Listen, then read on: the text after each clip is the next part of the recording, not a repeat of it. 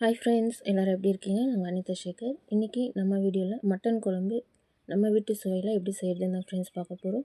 இப்போ வாங்க வீடியோக்குள்ளே போகலாம்.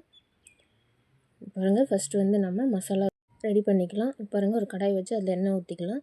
நான் சின்ன வெங்காயம் சேர்த்திருக்கேன். அதோட பெரிய வெங்காயம் சின்னதாக கட் பண்ணி சேர்த்திருக்கேன். அதோட பூண்டு, இஞ்சி, சோம்பு கொஞ்சமாக சேர்த்திக்கலாம். அதோட பட்டை, கிராம்பு, புதினா இலை கொஞ்சமாக சேர்த்து நல்லா ஃப்ரை பண்ணிக்கலாம். இதோட காஞ்ச மிளகா வந்து ஒரு 4 சேர்த்திருக்கேன். இது வந்து காரமாக இருக்குது, அதனால் 4 சேர்த்திருக்கேன். உங்களுக்கு காரத்துக்கு ஏற்ப எவ்வளோ வேணுமோ அவ்வளோ சேர்த்திக்கலாம். இதை வந்து கொஞ்சமாக மஞ்சள்தூள் சேர்த்திக்கலாம். சேர்த்து நல்லா மிக்ஸ் பண்ணி விட்டுக்கோங்க. இப்போ வந்து நான் 2 ஸ்பூன் அளவு தனியாத்தூள் எடுத்திருக்கேன். அதையும் சேர்த்து நல்லா ஃப்ரை பண்ணிக்கலாம். நான் வந்து அரை மூடி தேங்காய் வந்து துருவி எடுத்து வச்சுருக்கேன். அதையும் சேர்த்து நல்லா ஃப்ரை பண்ணி விட்டுக்கலாம். பாருங்கள், இந்த மாதிரி மசாலா வந்து எண்ணெயில் நல்லா ஃப்ரை பண்ணி நம்ம அரைச்சி சேர்க்கும் போது குழம்பு அவ்வளோ டேஸ்ட்டாக இருக்கும் ஃப்ரெண்ட்ஸ். இப்போ பாருங்கள், நல்லா சூடு ஆறின வெட்டி இதை எடுத்து மிக்சர் ஜாரில் சேர்த்திக்கலாம்.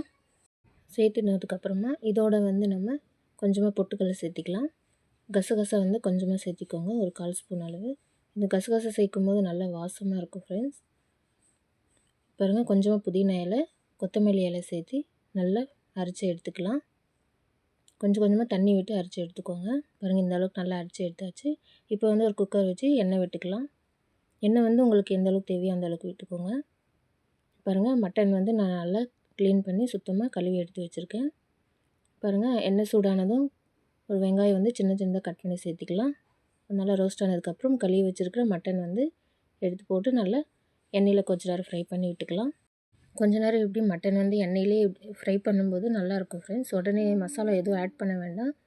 பாருங்கள், இதோட ஒரு ஸ்பூன் அளவு ரெட் சில்லி பவுடர் வந்து சேர்த்திக்கலாம், மிளகாய்த்தூள் சேர்த்து நல்லா கொஞ்சம் எண்ணெயிலே நம்ம ஃப்ரை பண்ணி விட்டுக்கலாம். இந்த மாதிரி எண்ணெயில் ரெட் சில்லி பவுடர் போடும்போது நல்லா கலர் கொடுக்கும். பாருங்கள், அரை தக்காளி வந்து கட் பண்ணி சேர்த்திக்கிறேன் சின்ன சின்னதாக. அதையும் சேர்த்து நல்லா ஃப்ரை பண்ணி விட்டுக்கலாம். பாருங்கள், எண்ணெய் நல்லா பிரிஞ்சு வந்துருக்கு பாருங்கள். இப்போ வந்து நம்ம மசாலா வந்து ஆட் பண்ணிக்கலாம். பாருங்கள், மசாலா வந்து அரைச்சி வச்சுருக்க மசாலா சேர்த்து நல்லா மிக்ஸ் பண்ணி விட்டுக்கோங்க. இப்போ வந்து அந்த ஜார்லேயே தண்ணி விட்டு கொஞ்சம் தேவையான அளவு தண்ணி சேர்த்திக்கலாம். உப்பு வந்து தேவையான அளவு சேர்த்திக்கோங்க. உங்களுக்கு குழம்பு எந்த அளவுக்கு தேவையோ அந்த அளவுக்கு தண்ணி சேர்த்தி மிக்ஸ் பண்ணி விட்டுக்கலாம். பாருங்கள், தண்ணி சேர்த்தி நல்லா கொஞ்சம் நேரம் கொதிக்க விட்டுடலாம். இப்போ வந்து கேப் போட்டு மூடி ஒரு 3 விசில் விட்டு எடுத்தால் போதும் ஃப்ரெண்ட்ஸ். மட்டன் வந்து நல்லா எலசாக இருந்துச்சுன்னா 2 இல்லை 3 விசிலில் நல்லா வெந்துடும் ஃப்ரெண்ட்ஸ். அப்படி இல்லைன்னா ரொம்ப ஹார்டாக இருந்துச்சுன்னா ஒரு 4-5 விசில் எக்ஸ்ட்ரா விட வேண்டியா இருக்கும். இப்போ பாருங்கள், நான் வந்து 3 விசிலே நல்லா வெந்திருக்கு. பாருங்கள், 3 விசில் விட்டு எடுத்ததுக்கப்புறம் காட்டுறேன் எந்த அளவுக்கு வெந்திருக்குன்னு.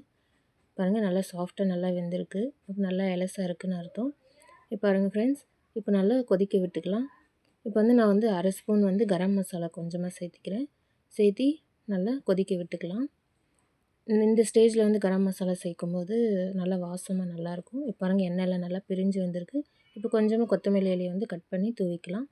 தூவி பாருங்கள், மட்டன் குழம்பு வந்து ரெடி ஆகிடுச்சு ஃப்ரெண்ட்ஸ். நம்ம வீட்டு சுவையில் மட்டன் குழம்பு எப்படி செய்கிறதுன்னு நான் உங்களுக்கு காட்டியிருக்கேன். நீங்களும் கண்டிப்பாக உங்கள் வீட்டில் ட்ரை பண்ணி பாருங்கள் ஃப்ரெண்ட்ஸ்.